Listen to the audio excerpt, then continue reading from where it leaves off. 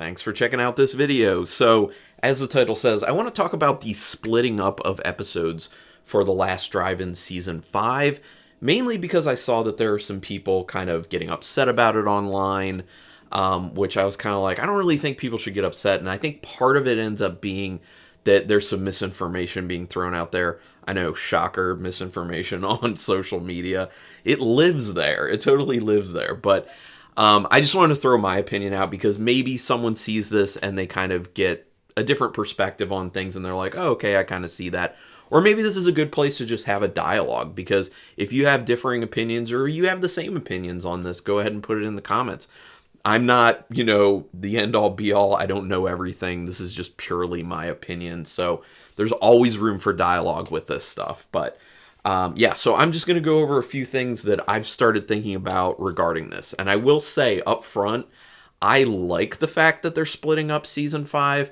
I'll end up getting into why, but I also do understand that there are definitely people who don't like it. And I understand why.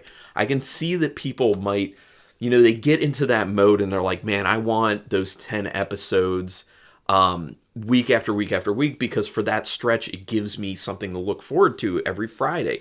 I get that.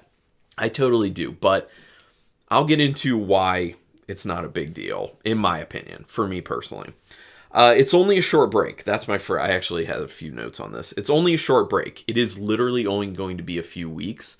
So I'll talk more about the misinformation and wild speculation issue in a little bit as a point. But I've seen people out there saying, oh, well, I'm guessing they're going to do this. I'm guessing they're going to do this. The information is out there. I have the information. It was in my update video for what's coming for April. So they're starting Season 5 on April 21st. That'll be the first episode. They're going to do 5 episodes, meaning the final episode of the first half will be May 19th, which actually is my birthday weekend. So that's awesome. Then they're going to be bringing it back for the second half mid-June. Okay, so this is all what Shudder said in a press release. So the information is out there. I don't understand the speculating, but again, I'll talk about that more in a bit. But that is the information. So it's a pretty short break, in my opinion. Yes, it's gonna, for some people, really suck to have to wait that long. But the way I view it, it can help bridge the gap a little bit more to the next special that we're gonna end up having. Because if everyone just remembers, if you get all 10 episodes out of the way in a row, then you have a much longer time to wait for their next special, which I assume is probably going to be Halloween. Because that's what they did this past year. I think that's the way it's just been. Unless they decide to do like a 4th of July thing or a Labor Day thing or whatever. You never know what they're going to plan to do. But yeah, so I don't think it's a long wait. You can wait, and in my opinion, for me personally, it helps lessen the amount of time after the end of Season 5 that I'll have to wait for a special, because it can be tough waiting for those specials sometimes. But anyway, it closes I literally just said this. It closes the gap. I got ahead of myself. But anyway, I even think, this is my personal opinion, don't get mad at me for this, I would like if they would even go a little bit further and not cut it into 2 pieces, but actually do them all as one whole season, but do an episode every other week. I think that would be ideal for me. Like I said, I don't have a problem with them doing this the way they're going to, ending in May and then picking back up in June. That's fine with me. But for my ideal, if they ask me, what do you ideally want, Carlin? I would say 1 episode every other week and just do it that way.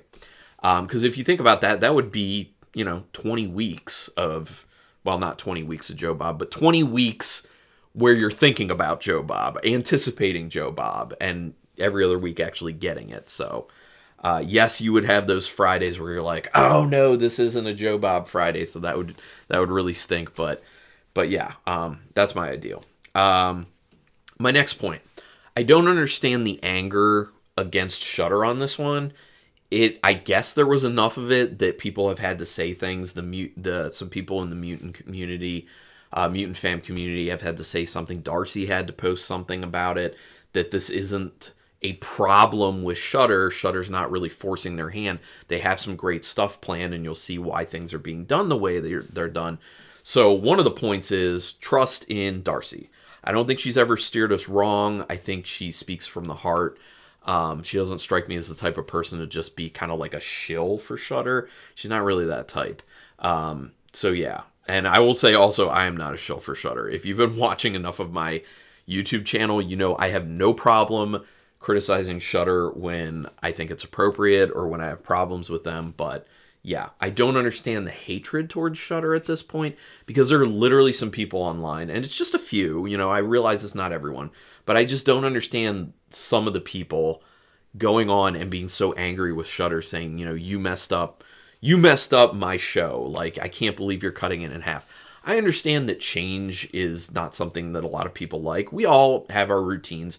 We all have the way we like certain things, and I get that. So you can be disappointed, you can be a little bit upset about it, but like taking the social media and throwing anger at the company that's providing you with this awesome content that you love doesn't seem like it makes a whole lot of sense. And I would say kind of reflect on that if you are that type of person, and just, you know, maybe start making those posts up, read it to yourself, and delete it, because that actually has a therapeutic aspect to it. I've done it before in my life. It works for me. But yeah. Next, going to the wild speculations. Like I was talking about, I was going to come back to this. I don't understand the wild speculations. That is good for nobody, because I've literally seen people online saying, I bet they're going to do this, I bet they're going to do that. And it's like, okay, why don't you check for the information? There's a thing called Google. You can search the internet, get that information, because the information is out there. Look for that first. Then you can start speculating based off of the information that you have. But I still don't understand the speculating. I literally saw someone who was saying something like, I could see them stretching it out so that they're only dropping one episode per month so they can keep people subscribing. Okay, yes, Shudder is a business. They are trying to keep people subscribed. But I really don't think they would do something like that, because I think they know that a lot of people would not like it. And it's just becomes this kind of like hyperbole thing where people are just going way too far with this. These speculations, ridiculous. And then people read them, they react off the speculations like they think they're true. It's not helpful for anyone. I don't really understand doing stuff like that. I don't get it. I just don't get it. The next thing is, especially with people getting angry at Shudder, Shudder is what, $8 a month? So people getting angry and saying, I'm so pissed off about this, like, I don't even want Shudder anymore. And I've seen people not related to this just being like, I think Shudder sucks right now, it's terrible, they're not the way they used to be. Yes, they're not the way they used to be, but they're still putting out good stuff.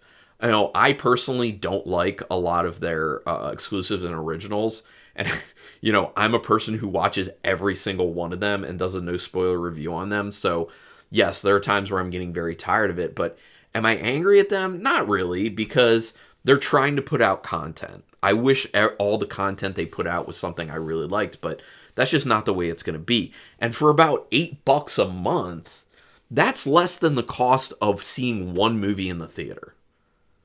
Just think about that. If you can find one movie per month on Shudder that you like, it is worth the $8 straight up. And if you're like me, I can easily find at least one that's added each month that I'm interested in or that I enjoy. Actually, it's usually a lot more than that. I actually have a backlog of movies on Shudder that I really want to watch. And I think that their curation of what they're bringing on, not necessarily their originals and exclusives in my opinion, but all the films that are already out there, I think they do a great job of giving you kind of like these deep cuts, these kind of unseen films that people don't know about that are just amazing. One of the great examples, a lot of people haven't seen Possession. They put Possession on there. That's a phenomenal film. Or The Devils. That was another one. Very like lesser seen films that they're bringing to people's attention. Then they're giving us Joe Bob Briggs. You know, it's because of Shudder that he got this opportunity to do this. They did the marathon with him, and it was only supposed to be a one and done thing, as like a goodbye to, you know, the career of Joe Bob Briggs in a sense. But it caught on. You know, the fan base found it, they loved it, and they were like, okay, I mean, people love this. We can do this. Yes, of course, they're like, we can make money because we can get a lot more subscribers, but I think they've handled it really well, honestly. I know there are a lot of people who have kind of criticized the fact that their roster of films they can actually get are pretty limited, but I'll be honest, like, I don't think it's a bad thing to be seeing stuff that you might not otherwise see, especially if it's not a film that you like, but you're still getting the Joe Bob commentary. It's still giving you something.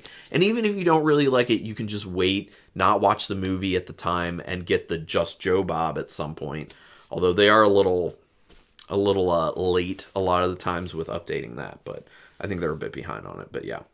Another point I want to make is they've built community. Like, they've literally given a place for the mutant family to come together to, commune with each other in a sense, especially through social media, and just feel like family, especially with the fact that they made it a Friday night must be watched at 9 o'clock if you want to see it when everyone else is type thing. It's taking it back to the communal experience, and that was the whole idea behind that, is they wanted it to be a community building family type thing. Again and again, they're still curating really interesting and good films. Yes, there's some stinkers out there that they get, but it is what it is.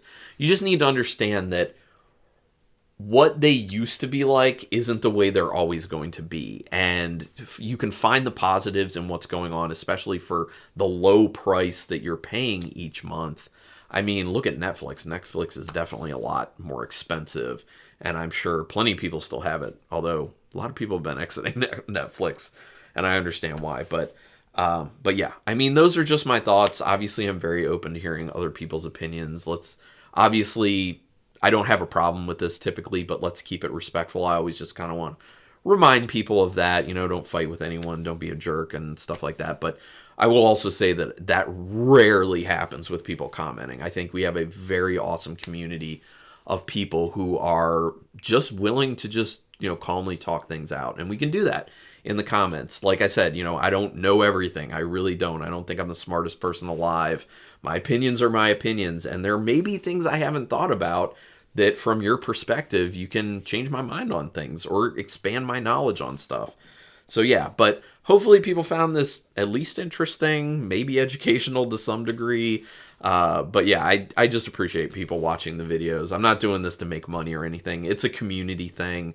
I like having people I can interact with online for this stuff. Plus, I just like doing videos, and throwing my opinions out there, and then just they go out into the ether. So the comments are cool because I know people are actually getting something out of it. So I appreciate that. But rambling too much. Thank you very much for watching this. Please subscribe to my channel if you like any of the videos, including this one.